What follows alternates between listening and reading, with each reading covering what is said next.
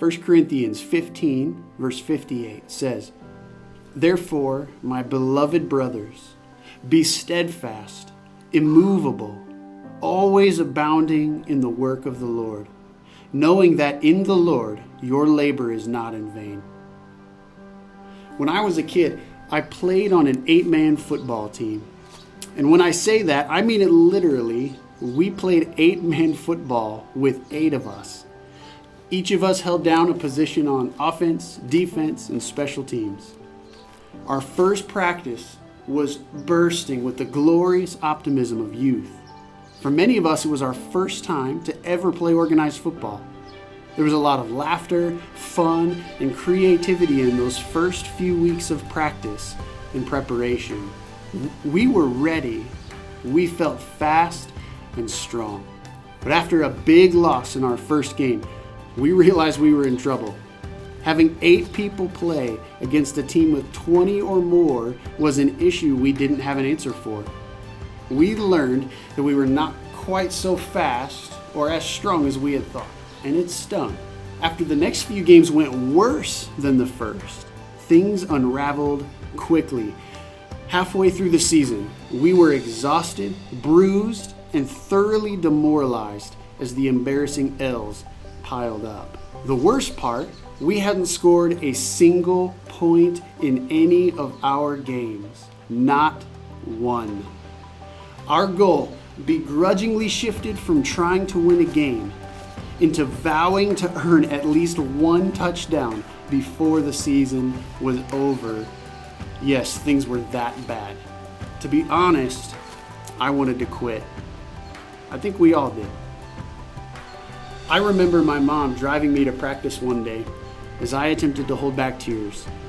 I was worn out and I wanted it to end. This experience was too painful.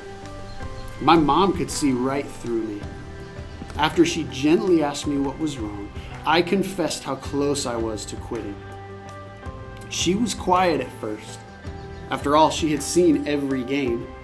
Her mother's heart hurt for her aching son. I believe she carefully weighed her words when she spoke. And what she told me, I have never forgotten. "Let's just get through today," she said. "You've made a commitment to your team, and it's important to finish what you started. I don't think you want to look back one day and regret letting your teammates down. I know it's hard and it hurts. Let's see if you can make it through this next practice. It's your choice after that, and no matter what you decide, I love you." Her tone was laced with compassion, and her words felt like a death sentence to me. I knew she was right, and I hated it. But that day, after practice, I knew I couldn't quit. Not because it was easy, not because it was fun for me, but because I had teammates that I shouldn't let down. I wasn't playing just for me anymore. I have felt like giving up many times since then.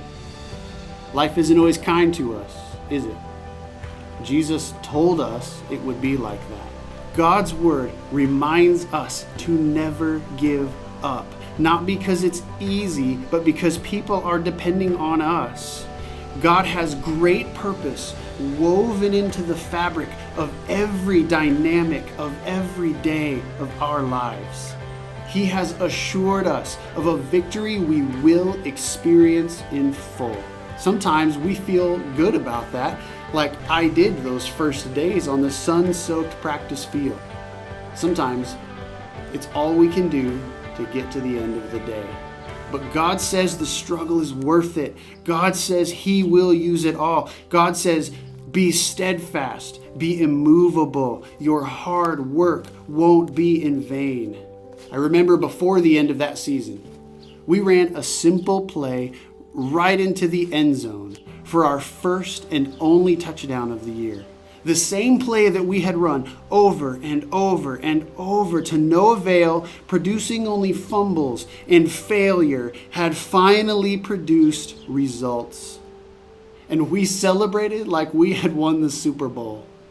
We learned that there is victory to be experienced that others can't see and don't understand, even in the middle of loss. And if you ask me today, if it was worth it.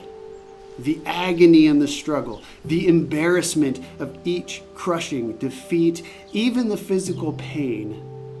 I say yes, because while I didn't get to taste victory in that season, I learned what it means to be steadfast and immovable, and it's worth fighting for.